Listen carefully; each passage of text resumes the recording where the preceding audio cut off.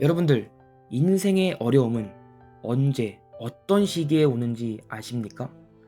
알면 대처하기 편하지만 안다고 해도 여러분들은 절대 어려움을 대비할 수 없을 것입니다. 왜일까요? 바로 어려움은 내가 가장 방심할 때 오거든요. 쉽게 말해서 내가 가장 행복하고 편안할 때 오더라는 것입니다. 신앙도 그러하다는 것입니다.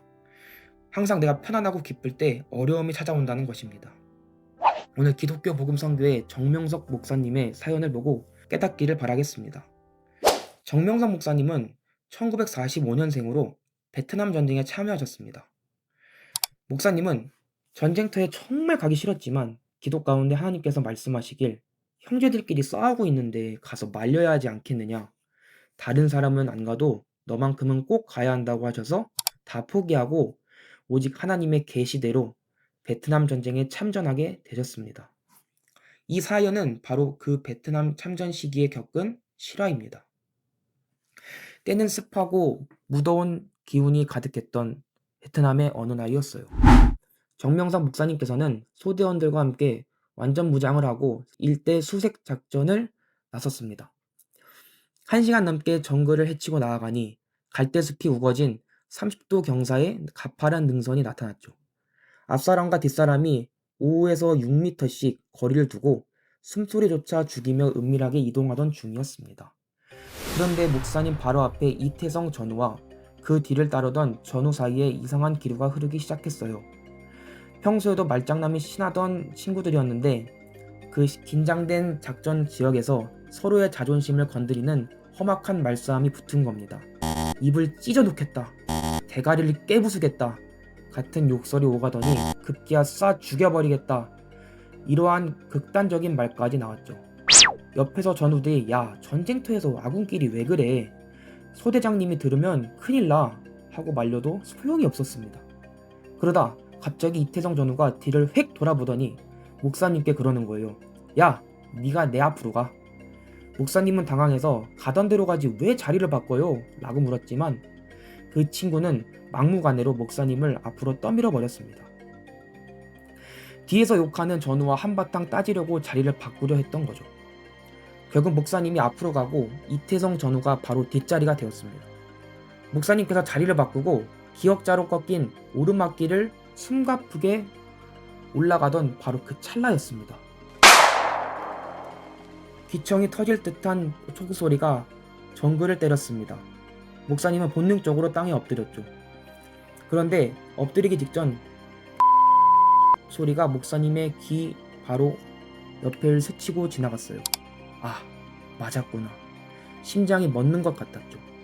엎드린 채로 철모를 벗어 머리를 만져보니 손바닥이 축축했습니다.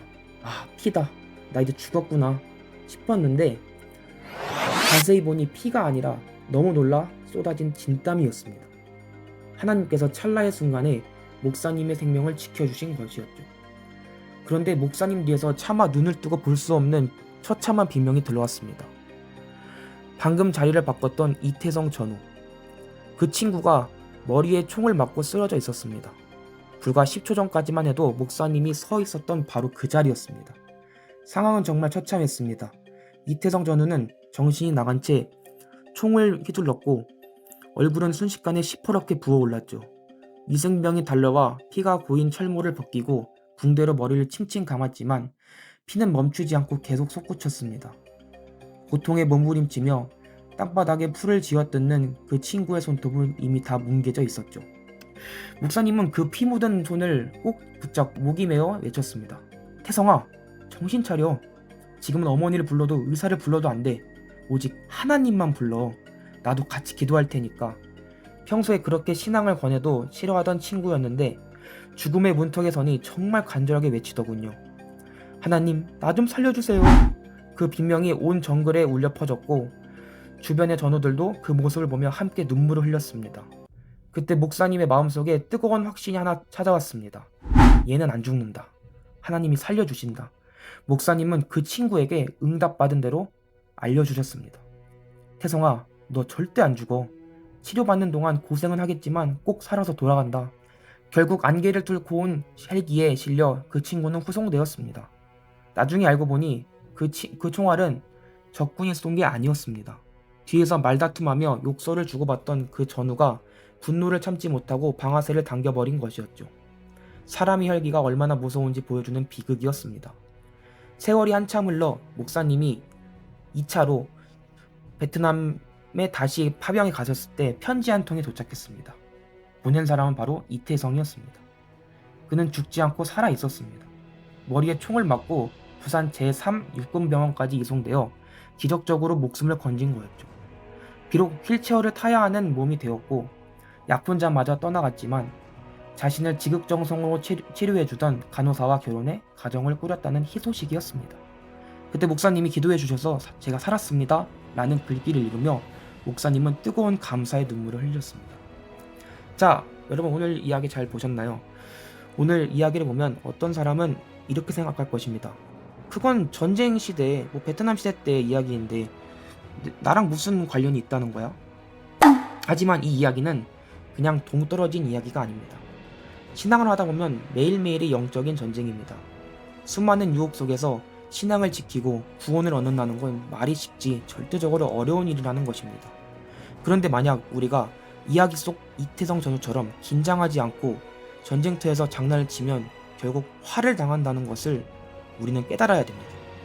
기도의 준비, 말씀의 무장을 해놓고 있지 않으면 사탄이 치거나 어려움이 닥쳤을 때 그대로 무너지고 일어나지를 못합니다. 그렇기에 늘 준비해야 합니다. 준비 안 하다가 넘어지면 누구를 탓하시겠습니까? 절대 구원받는 게 쉽다고 여기지 마세요. 구원을 받기는 쉬우나 구원을 지키기는 어렵다는 것을 깨달아야 합니다. 오늘 정명석 목사님의 이야기를 통해서 여러분들도 다시 한번 자신의 삶을 돌아보길 바라겠습니다. 영상이 도움이 되셨다면 구독과 좋아요 눌러주시고 다음 영상도 기대해주세요. 시청해주셔서 감사합니다.